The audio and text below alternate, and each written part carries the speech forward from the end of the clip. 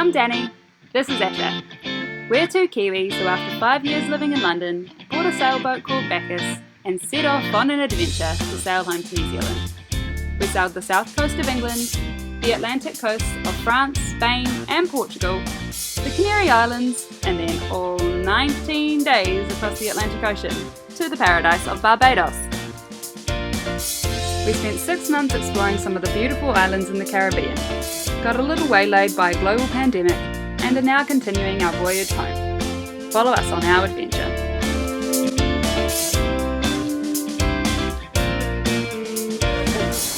In our last episode, we mucked around checking out the highlights of Tahiti, spent almost all of our money, and headed off towards Moorea after an interesting marina exit. There's Papeete in Tahiti, disappearing into the distance.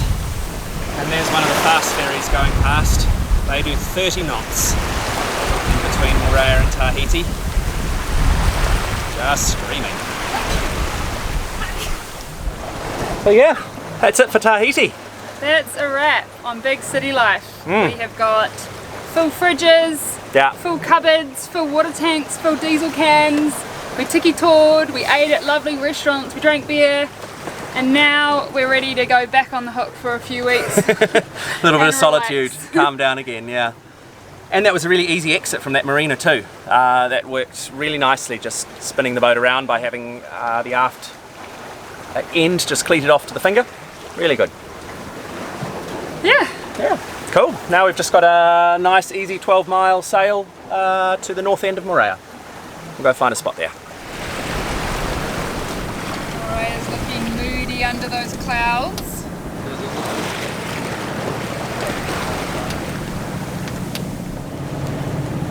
We're being raced by this guy in his little waka over here. And he's pulling away from us. He is beating us. We're doing about 5.5, 6 knots under motor. I reckon he's doing 6.5 under paddle.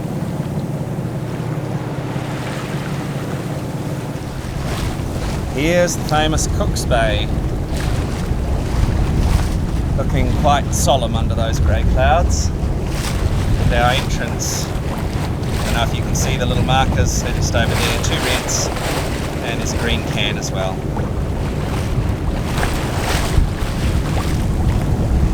And we'll thread ourselves through and we'll head over to the anchorage behind those breaking waves over there.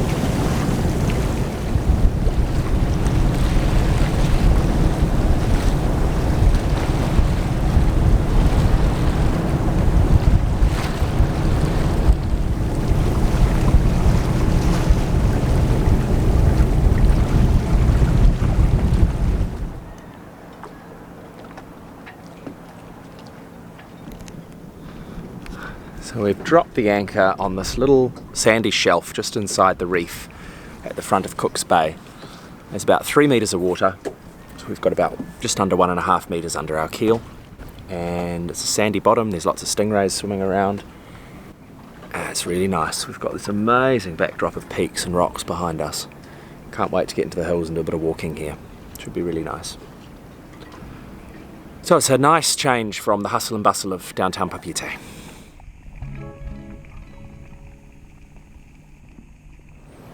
I've just woken up, it's about 6:30, and this view is just to die for. Look at the skyline.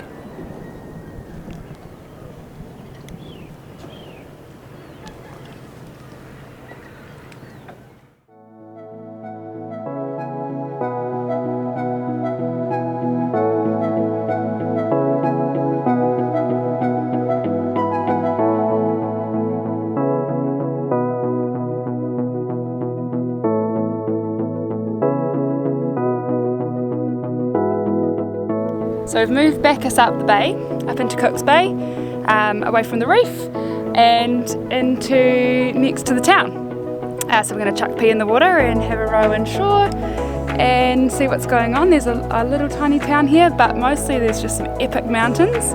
It's a really beautiful anchorage. And yeah, we're going to go for a hike or two.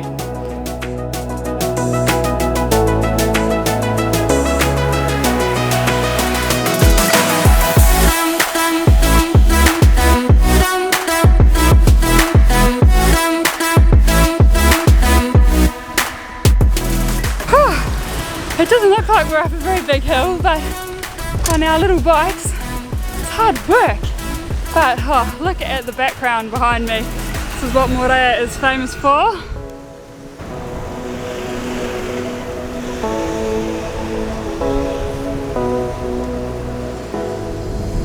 There's Tahiti in the background. Big island.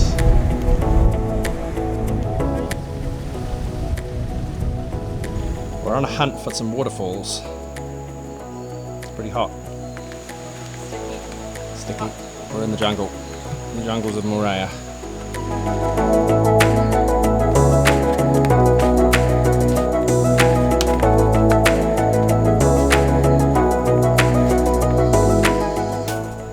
These waterfalls better be worth it. I think they will be. I think that one's rotten. I won't stand on that. Ooh.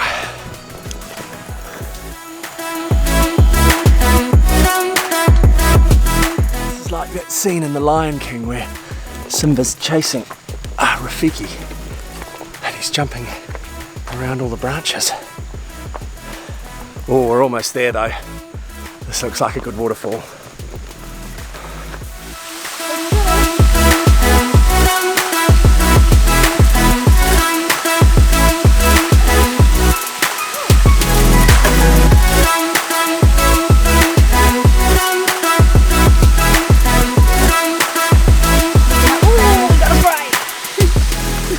We're waiting for this big spotted eel to come out from under his rock so we can film him. But he's not really doing it, he's just sitting there with his head poking out.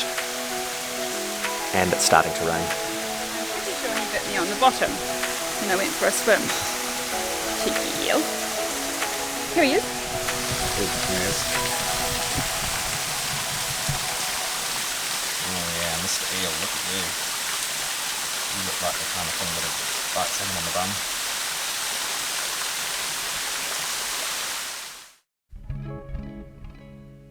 This is the less glamorous side of living on a boat, is cleaning it. Boats just get filthy in a way that houses do not get filthy, it seems.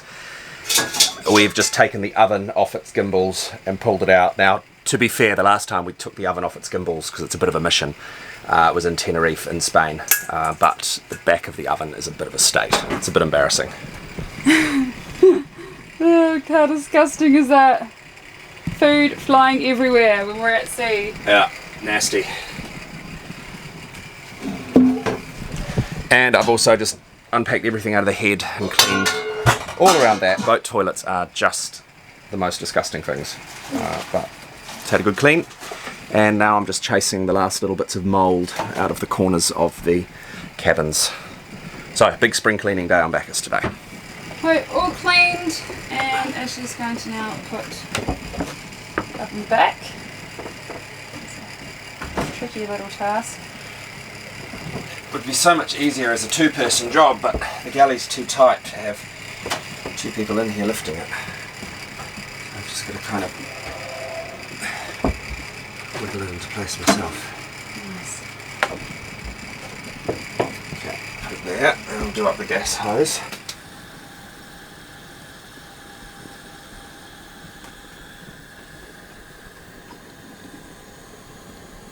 Oh, look at that good coffee. Breezy day, and we're off to find a new anchorage on Moorea. So we're just going out through the little pass, and we're going to go round to Okanohu Bay, which is the next bay on the north coast, and hopefully find somewhere nice to tuck in there. I've made the decision to tow Waka Waka because it's only 2 miles down the coast, and I'm hoping that I'm not going to regret that decision with the waves out here. See what happens.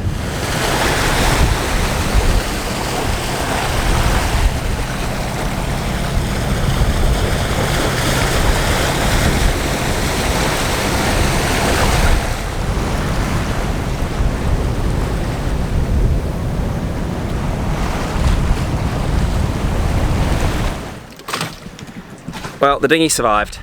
That was a nice quick little trip round the corner, and we've dropped the hook in a lovely little spot. We've got the famous Moorea bungalows on sticks up ahead of us at the Hilton, and some lovely mountains towering over us behind. Nice spot.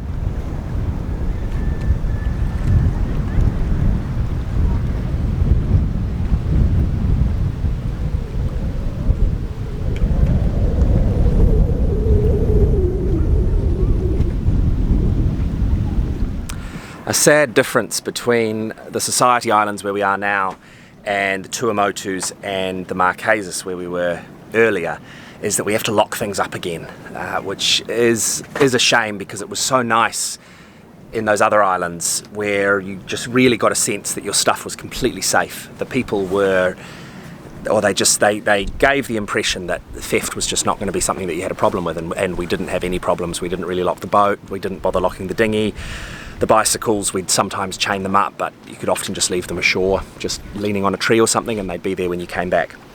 And sadly, in Papeete, we had the saddlebag from one of the bikes was taken, which is not a big deal, but it's a bit of a nuisance. It had the bike pump and the bicycle repair kit and a few tools in it. So that got taken off the back of the bike one evening. And then today in Moorea, we've come to the bike and we've seen that somebody has taken bolt cutters to the lock unsuccessfully. So you can see here, but you can see there, they've tried to cut through the link of that chain and didn't get away with the bike, which is good, but that lock is not really going to do the job anymore. So that's a shame, but that's part of cruising. So we're lifting the dinghy at night again, lifting her alongside, and we're just being really careful with making sure that we lock up our stuff. So yeah, that's life, I guess. That's life when you get back to places with big towns and lots of people, and yeah, sad, but that's how it is.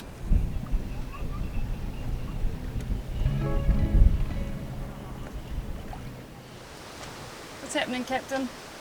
We've come for a bit of a walk around the caldera of Moorea, which is this big kind of natural amphitheatre surrounded by some big mountains, and there's a few randonnées trails that you can walk. We're considering doing one called Route de Nanas, the pineapple walk, and as you can see here, we are surrounded by little pineapples growing in these fields. Some of them are super cute. Lots and lots of pineapples. So we've bought a packed lunch, but if we get really hungry or thirsty, we can probably chop one of these off. So yeah, we're just checking out the map, deciding what our energy levels are today and whether we want to do a très facile or difficile route.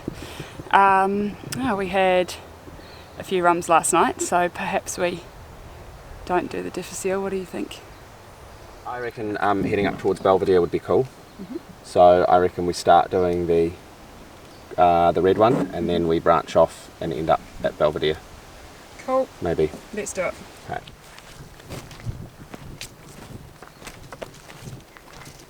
Imagine if you were coming down in your parachute and you landed in an ananas field. Ouch. This wouldn't be a good place.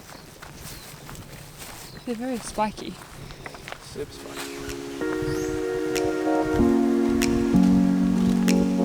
Over the next few days we hiked every trail on these hills, so the following section is a compilation of some of the best jungles and views we found hidden in the middle of Moorea.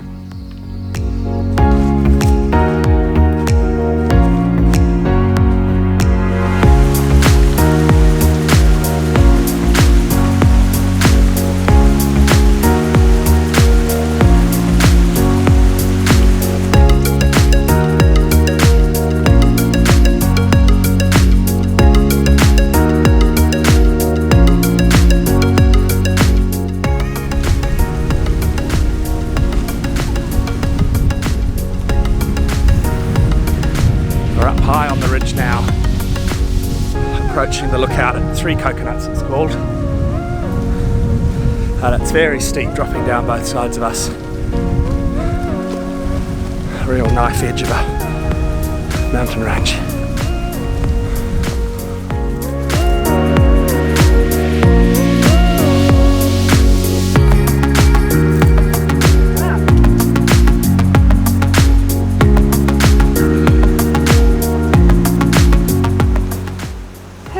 Where we were. Okonohu Bay, where we are now. Yeah, and that very impressive summit over there. Whew. How easy down the other side. Look at this one.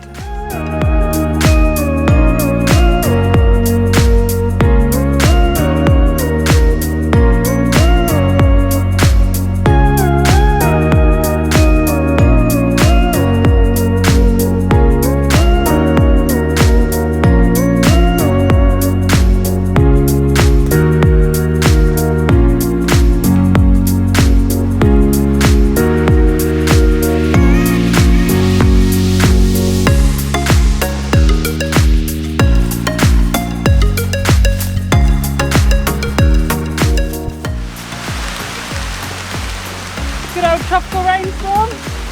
Just as we get to the top. I should say another top. Our third top, fourth top maybe today. Yeah, we've been to a few different lookouts today around the Moorea caldera. This one's called Three Pines. I wonder why. Oh, nice. Oh, that's a good view.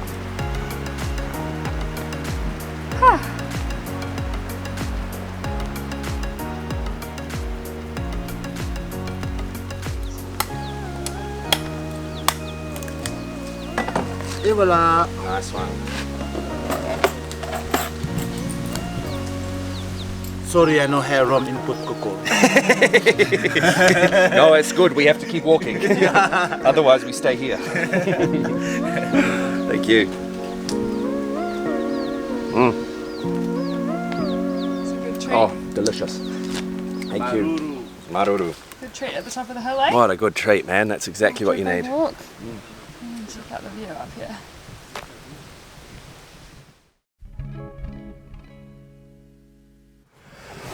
Big, exciting day on Bacchus. We are here in French Polynesia, and at this time of year, the humpback whales come, and they come here to have their calves. And this and Tonga are apparently the only two places in the world where you can really go and see those whales easily and see their calves. So we've signed up for a whale watching tour, which is coming to pick us up from the boat very shortly.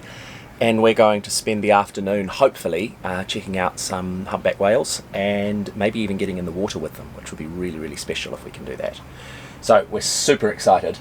Yeah. And Danny didn't really sleep last night because she's so excited about seeing some humpback whales. I've actually booked like a private boat, so we're not going on one of these big whale watching tours with 20 people. It's just our friends from Tula and our friend from Aroha, so the 6 of us are going together. So if we do get to see the whales, it'll be really cool to share that experience with them. Yeah, it'll just be us on a small boat. The actual cost wasn't all that much different, but it'll be nicer to be in a smaller group on a smaller boat, just with us. So yeah. But it's not guaranteed, so we might not see them, so I'll try not to get my hopes up too much, but I'm very excited. Stay tuned, we'll report back. Okay, sitting now on Bacchus, have a small introduction in the vlog of sailing Bacchus home. We are today on our way for a whale watch. You have to watch it to the On the whale watching mission. This is Jana, all set to go. all set, prepared. Esha is also set. Yeah, ready to go and find some whales. Danny looks like Ready she's to go? going to a spa, but She's off to the sauna. but maybe she will change later. Maybe I've got my 4 outfits to put on throughout the day.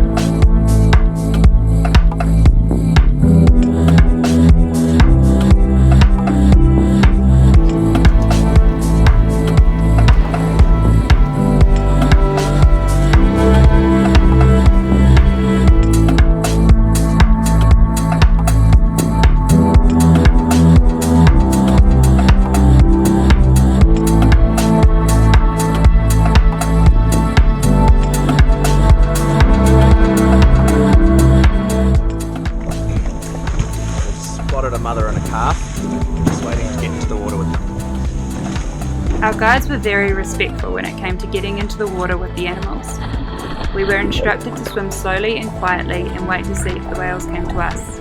If they left, we weren't to pursue them. Lucky for us, they were rather curious.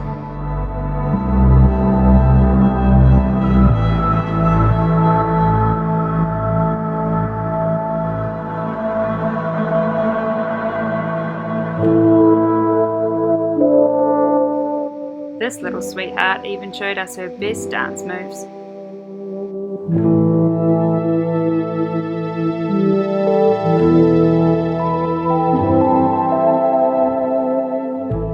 This was incredible. Look closely here. You can see we've ended up right in the middle of two big males circling each other.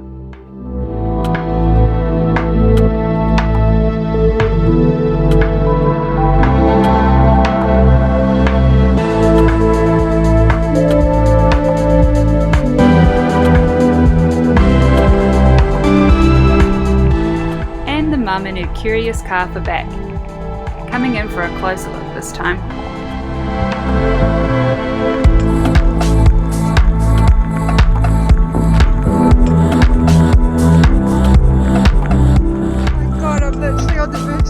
That was amazing! Holy moly! That was so cool. Wow, they came so close. So big and beautiful! Amazing!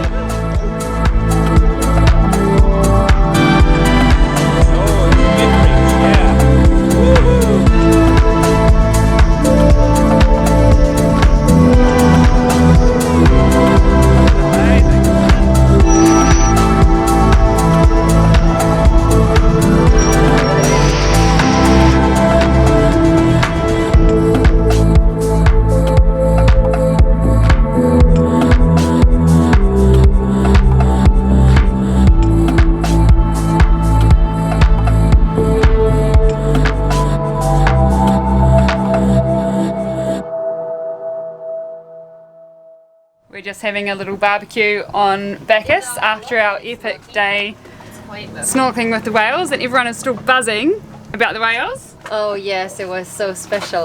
Team 6 Tula is whales. buzzing about the whales. Team Tula, Yeah, we are buzzing. really still.